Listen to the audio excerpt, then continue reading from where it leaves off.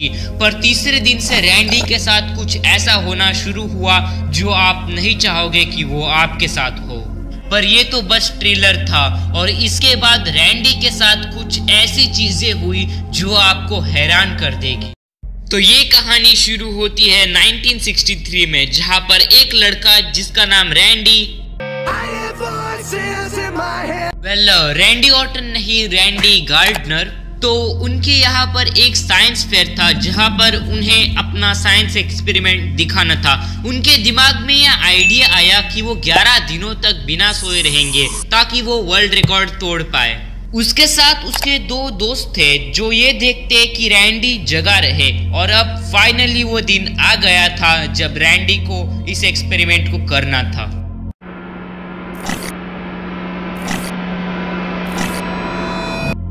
तो जब उन्होंने ये एक्सपेरिमेंट शुरू किया तो पहले 2 दिन उनके लिए बहुत आसान थे। रैंडी बेड से दूर रहे और उन्होंने ज्यादा से ज्यादा खड़े रहने की कोशिश की। पर तीसरे दिन से रैंडी के साथ कुछ ऐसा होना शुरू हुआ जो आप नहीं चाहोगे कि वो आपके साथ हो।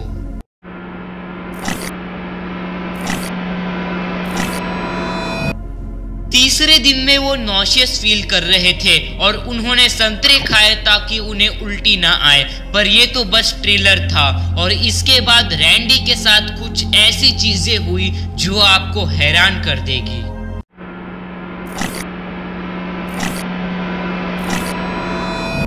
कुछ दिनों बाद उनके लिए कुछ भी याद रखना मुश्किल था। उनसे कुछ सवाल पूछे गए पर वो इनमें से किसी भी सवाल का जवाब नहीं दे पाए, क्योंकि उन्हें पता ही नहीं था कि क्या बोलना है, क्योंकि उनका दिमाग बात करने के लिए सेंटेंसेस बना ही नहीं पा रहा था। सबको लग रहा था कि रैंडी को अल्जाइमर्स हो गया है और फाइनली वो दिन आने वाला था जब ये एक्सपेरिमेंट खत्म होने वाला था।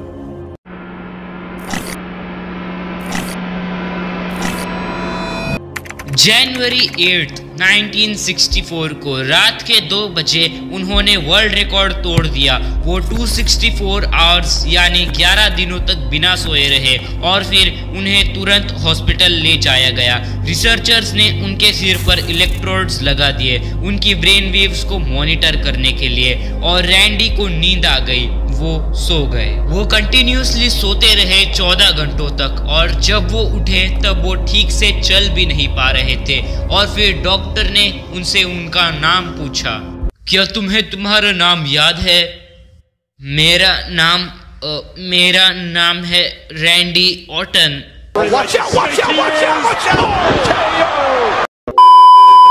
जब डॉक्टर ने उनसे उनका नाम पूछा तो उन्होंने बोला रैंडी गार्डनर, जो कि उनका असली नाम है।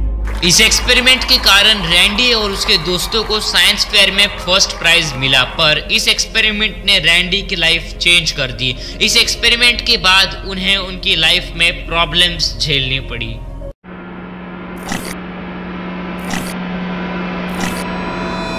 इस एक्सपेरिमेंट के कारण उन्हें नींद ही नहीं आ रही थी, वो अच्छे से सो भी नहीं पाते थे। लकीली डॉक्टर्स के हेल्प के कारण कुछ सालों बाद उनकी ये प्रॉब्लम चली गई। वो अभी अच्छे से सो पाते हैं, पर सिर्फ 6 घंटे के लिए। एटलीस्ट वो घोड़े बेचकर तो सो पाते हैं।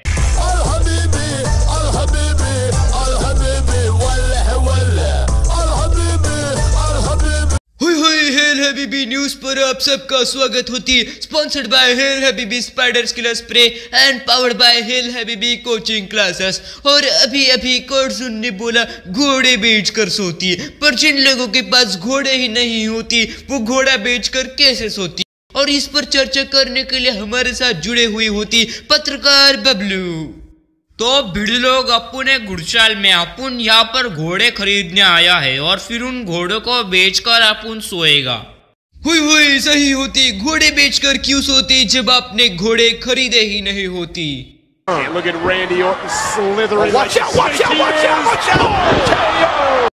हुई लगता है कि बबलू से हमारा संपर्क टूट गई होती। और तुम्हारे महीने का पगार हम काटती। हुई चल निकल। इस एक्सपेरिमेंट के बाद रैंडी ने कहा कि उन्हें ऐसा लगा कि वो मर जाएंगे और वो ऐसा फिर से कभी नहीं करेंगे। उन्होंने ये बोला कि अच्छी नींद बहुत ज़रूरी है और जो चीज़ उन्होंने की वो और कोई ना करे। इस वीडियो का क्रेडिट जाता है सामो HP पैंथेरा को, जिन्होंने मुझे इस वीडियो का आइडिया दिया। तो जाओ इनके चैनल को विजिट करो और उन्हें सब्सक्राइब करो। एक रहस्यमय YouTube चैनल जिसे सिर्फ 1 साल के लिए बनाया गया था, ये जानने के लिए इस वीडियो पर क्लिक करो और वीडियो को लाइक और चैनल को सब्सक्राइब जरूर कर देना।